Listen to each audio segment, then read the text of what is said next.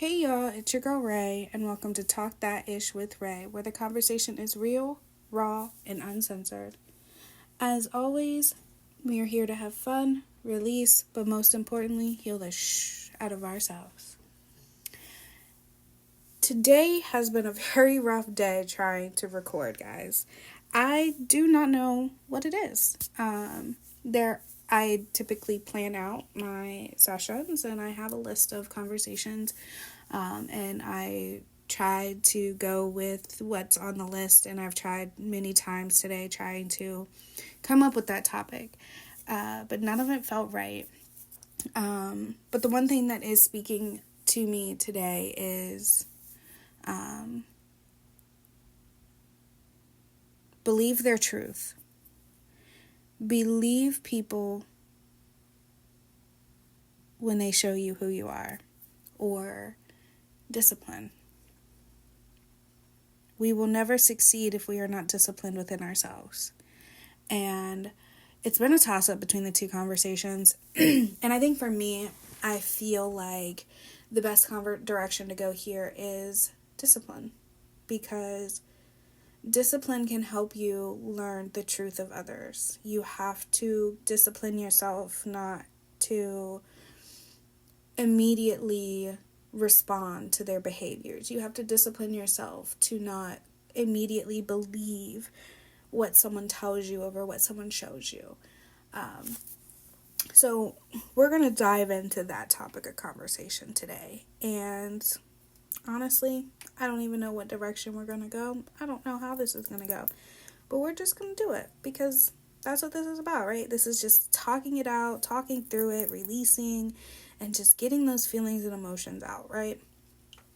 So for me, discipline means allowing myself to build a tolerance against whatever it is that I lack discipline in. So, for example, I lack discipline in emotional responding. And I do not think before I react. I do not think before I do. I just say and do whatever it is. And I have slowly been learning to discipline myself. And I don't mean this in a negative sense. I don't mean this in a negative form. It's just the same as if you have a vacation that you want to go on, but you aren't financially stable enough to say, I could take this whole paycheck and all my bills are going to be paid and I'm going to be good and I'm not going to fall behind, right? You discipline yourself to save money. You discipline yourself to not pay your bills and then go shopping.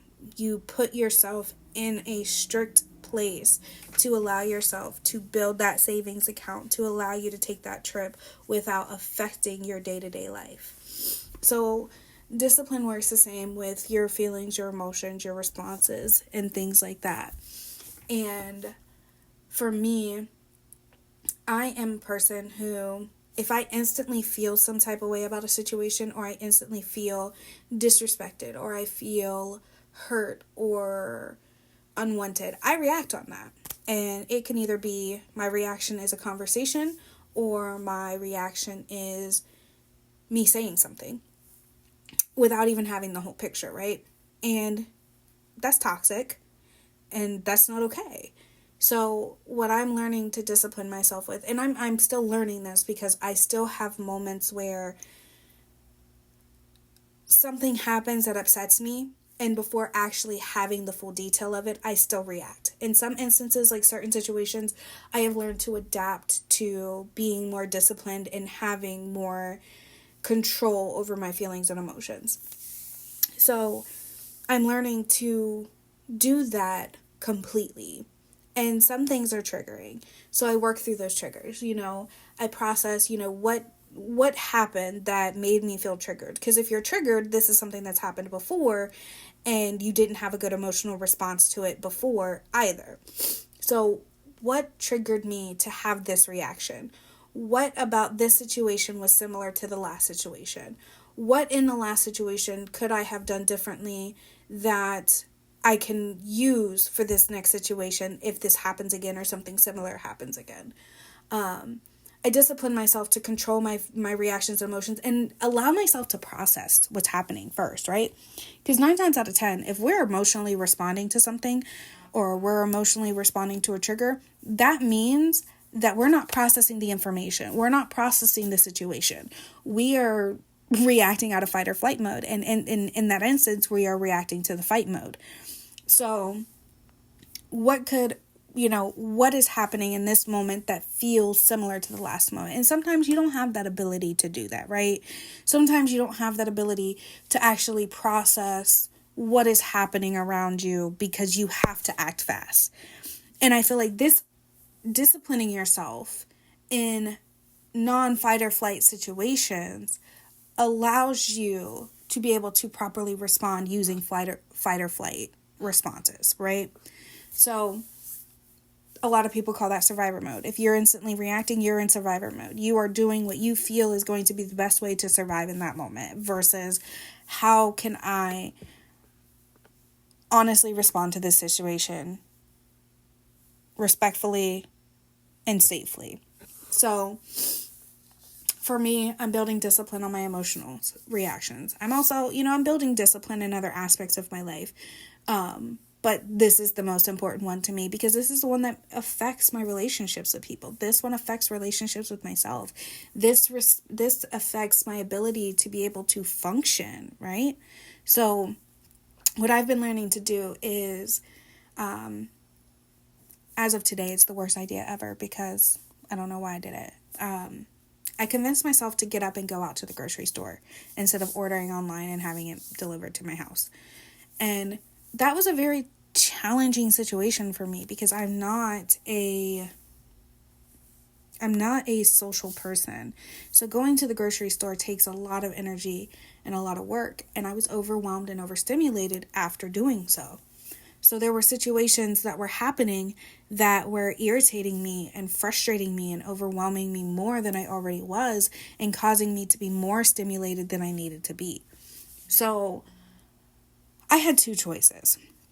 I could either react or I could take a moment and breathe and realize that this is not what's happening. This is just a situation that I just have to get through. And this is something that I just have to, take in the information and process it, right? So, and I don't know why I keep saying right. That is just weird today. So I just took all the information in. Was I annoyed? Absolutely. Was I upset? Absolutely. Was I just frustrated with everything? Absolutely. But my impulsive reaction was to snap and just go off and just say, this is how I feel because this is messed up. You shouldn't have did this. You shouldn't have said this. That was my initial reaction, right? But my brain said, stop. Take a moment. Process the information. What's happening? What's going on? And then, okay, you're upset because you're overwhelmed right now. You have a lot to do. You have a lot going on. And you put yourself in a social environment that drained your battery. Recharge. Reset. Get yourself back on track. You will be fine. And I'm still in the process of doing that. And I'm still in the process of trying to get back on track and get myself reset and recharged, because hence why I didn't know what topic of conversation we were going to have today. And I couldn't choose because it just seemed like a lot in the moment. But I was able to create that discipline within myself to not respond, to not react, to have control of my feelings and emotions, and to not project those feelings and emotions onto somebody else because what they said upset me, but it wasn't something that I would typically be upset about. It wasn't something that I would typically react to. I was having a conversation with my brother, and we were talking about something that he was emotionally responding to. At least from my perspective, he was emotionally responding to it. And it was like he didn't want to hear anything anybody had to say. He was just going and going and going. So my initial response, my immediate typical response would have been, shut the fuck up for a second and just listen to what somebody else has to fucking say. But my rational thought was said, just hang up. Just hang up. That's it. And that's what I did. Should I have told him I was going to? Absolutely. But I feel like that would have triggered the situation further, or I would have stayed on the phone and it would turn into an argument. It just wasn't, in that moment, it just wasn't for me to respond verbally and communicate anything that I was choosing to do or anything that I was choosing, to try to do.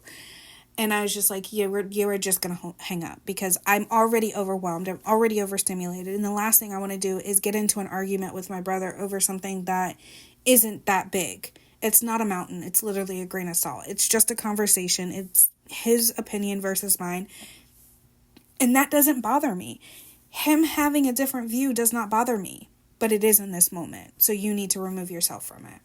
And I did that. And I reached out to his wife and I explained to her, you guys are still welcome to come over for dinner. If he's upset, I get it. If he doesn't want to come, I understand. But I just could not continue with the conversation. And I left it at that. Because I felt like if I had continued on in that situation and poked the bear and encouraged the environment to remain in a negative space, it would have blew out of proportion and then it would have turned into us hurting each other. Whether it was intentional or unintentional, it would have turned into that. So I chose to remove myself. And that's what I'm trying to do. I'm trying to choose to remove myself from a environment that does not serve me a purpose in reacting negatively or reacting using toxicity. I'm trying to not put myself in a space where I have to fight consistently. I am trying to get myself out of survivor mode. So sometimes we have to make the decision to be the bigger person, to be the better person, to not invoke. Is that the word I'm looking for? We're going to go with it. We're going to assume that that's the word I'm looking for. I'm not going to invoke the situation, okay? So I'm going to remove myself from it. And I'm getting better at being able to deliver that message versus, like yesterday, just hanging up. I would not typically do that, but that was a better response than actually yelling or screaming or cursing or creating a more hostile environment. So, but typically I would be like, at this time, this is not something that I can discuss. I'm upset. I'm just going to leave it at that.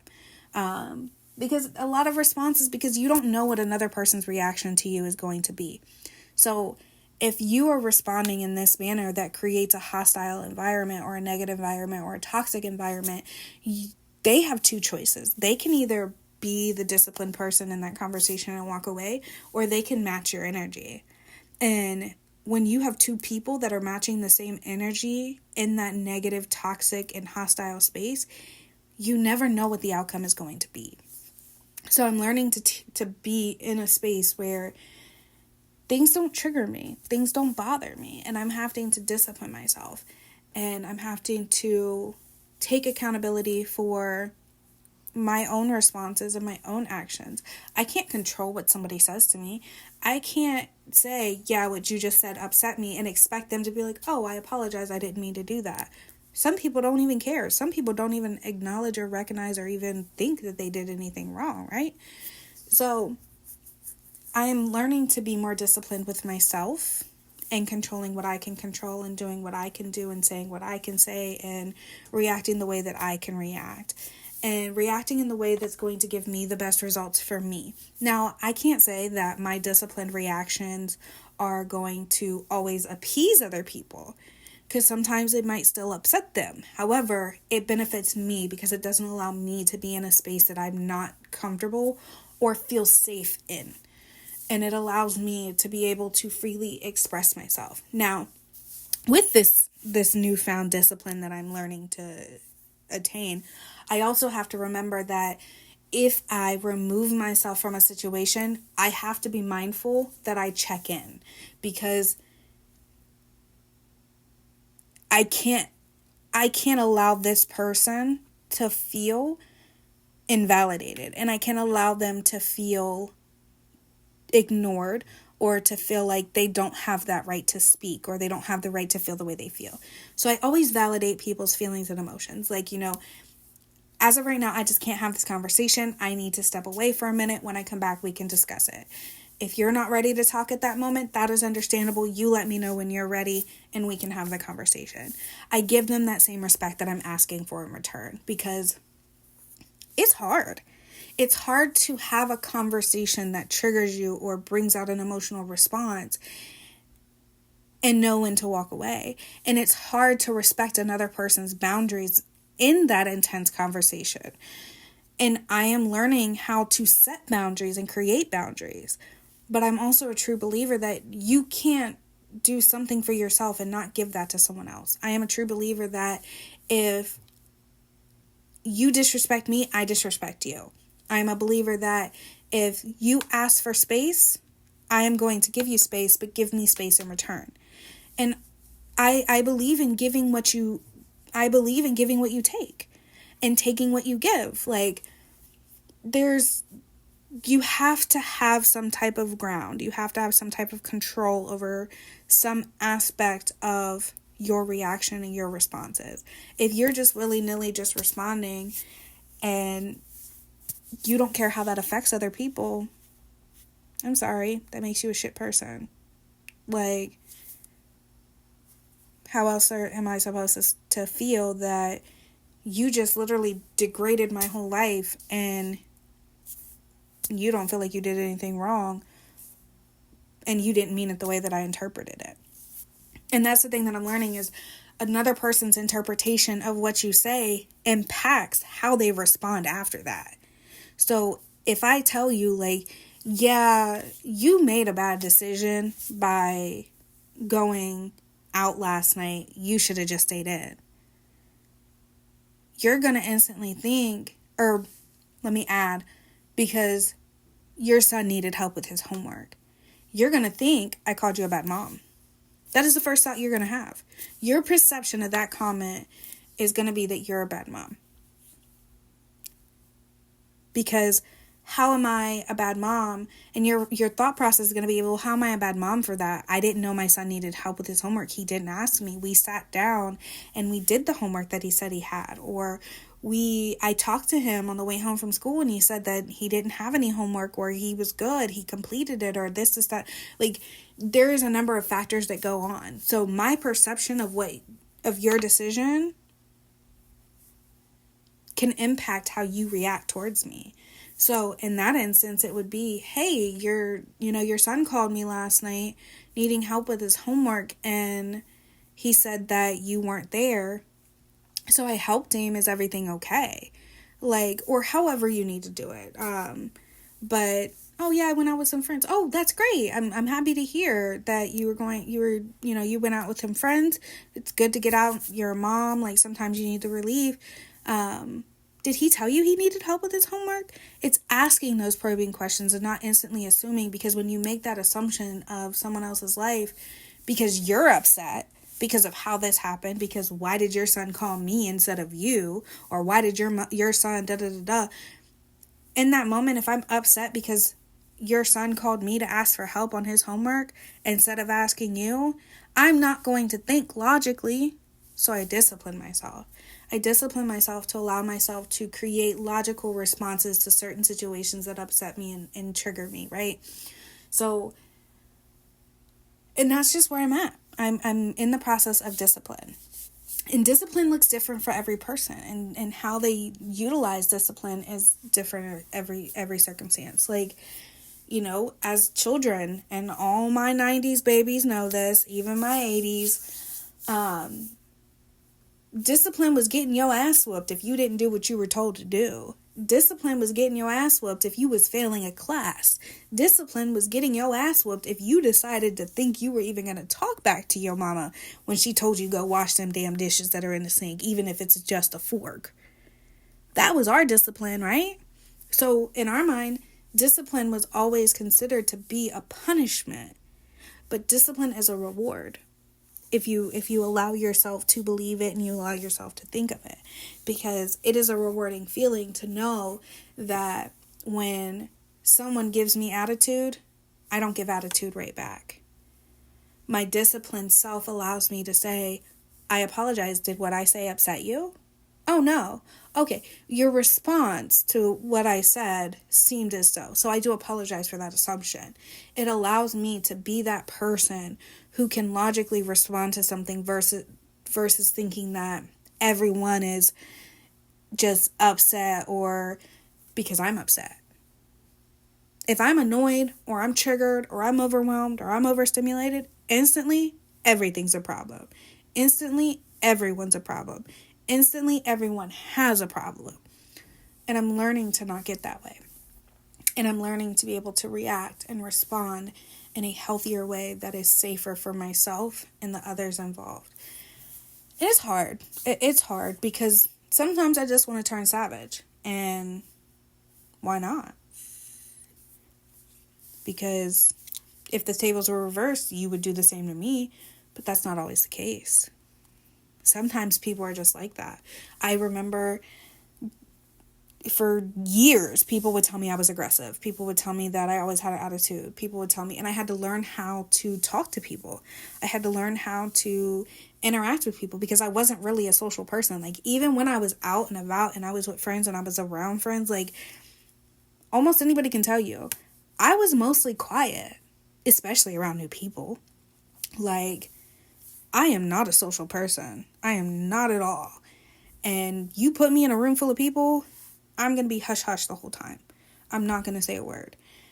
Or if I do, it's going to be very minimal. Now, once you get to know me and I get comfortable with you and I open myself up, yeah, you got a problem on your hands. But I'm typically the quietest one in the room. So I am an observer. So I observe my surroundings. I observe the people that I'm interacting with. I observe how they react to things and how they talk to people. And it allows me to be able to do that now. It allows me to be able to have conversations with people where I'm not getting easily offended or I'm not getting upset or I'm not getting triggered.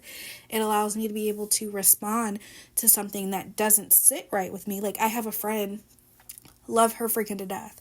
And when she's passionate, she is passionate. There is no off switch on that, okay? So if you're having a conversation with her and she decides in this moment that she is going to turn up the heat, right? Because she is just passionate about this conversation. Beforehand, I would take that personal. I'd be like, who are you talking to? Why are you talking to me like that? Because it's not even that serious. It's just a conversation. Like, it's okay for us to not be on the same page. It's okay for us to disagree. I would instantly take offense to that. But now, I'll sit back and I'll listen. And I'll let her rant. Let her yell. I'll let her get it all off of her chest. I'll even put, like, if I feel that there's something that I need to say, I'll even put my 2 cents in. And I will still have my feelings or my opinion or my emotions towards the situation. And we will have a healthy conversation back and forth, even with her levels raised. I don't take offense to it because that's who she is as a person. She's passionate about what she speaks on. So I try to match that energy, but I try to keep myself lower. I try to keep myself leveled out because I know that when my tone gets high, my tone gets aggressive.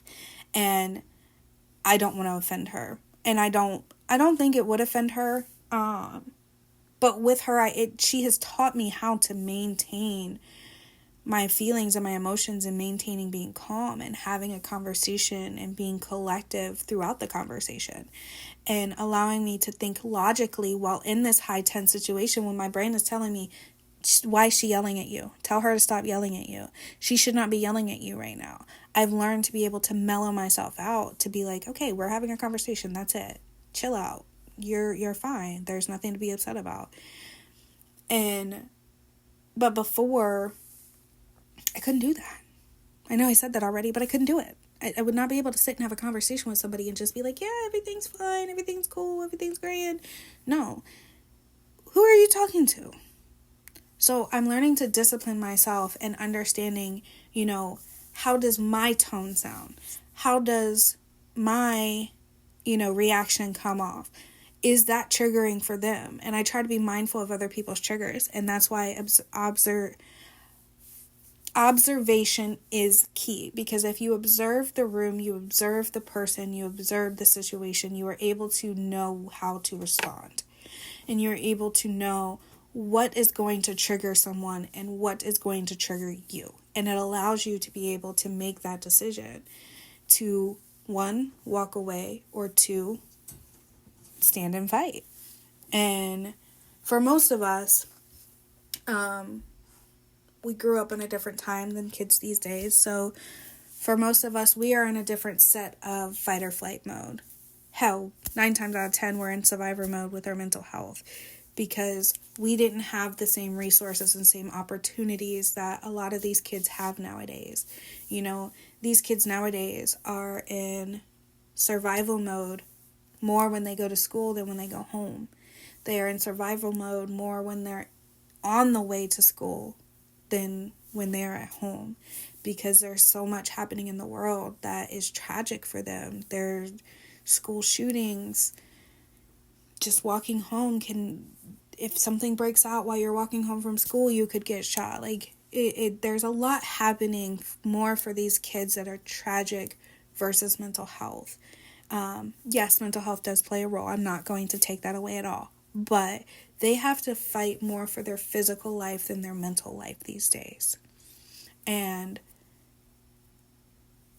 how do we teach them that? How do we help them respond properly to situations like this? If they are in survivor mode, they're not going to always respond logically, because survivor mode can take any direction it wants to take. Survivor mode can create a thought in your mind that this is where I need to be, but this is going to cause this much damage. I mean, for some people, survivor mode is suicide. They can fight what's happening. They can get through what's going on by not physically being here. And that's just not logical in their mind, or not their mind, our minds.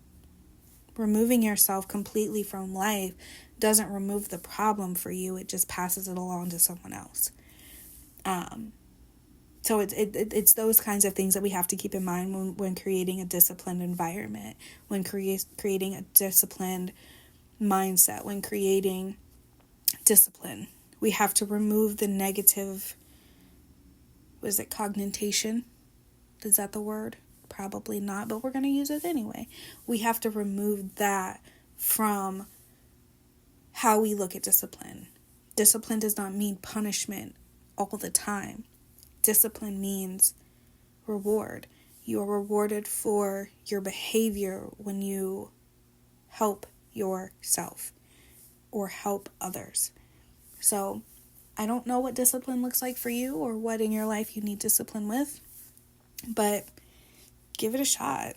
You're not going to be consistent at first, and honestly, it's going to take some time, and it's going to take some work, but as long as you put in the work, and as long as you give it the time, and you continue moving towards it, that goal, that overall goal that you want to reach, you will become disciplined in your life. And honestly, I don't know if discipline is a completion goal or a completion task, but it's definitely fulfilling and rewarding, because it's multi-dimensional. You can use it in any way, anywhere, in every aspect of your life. So give it a shot. See what creating discipline, and it can be something small, like, creating discipline with making sure that you wash the dishes every day. You don't want to get out of bed to go wash the dishes, but the dishes need done before you fall asleep. You cannot wake up in the morning with dishes in your sink. Creating small tasks and goals to master discipline helps with the bigger things, and it helps you stay on track more, and it helps you not relapse as much or as quickly. So I challenge you, discipline yourself in something. Give yourself a reason to maintain consistency and to take that step forward in life and benefiting yourself and getting that reward. And with that being said, that is all that I have for you guys today. As always, love you. Bye.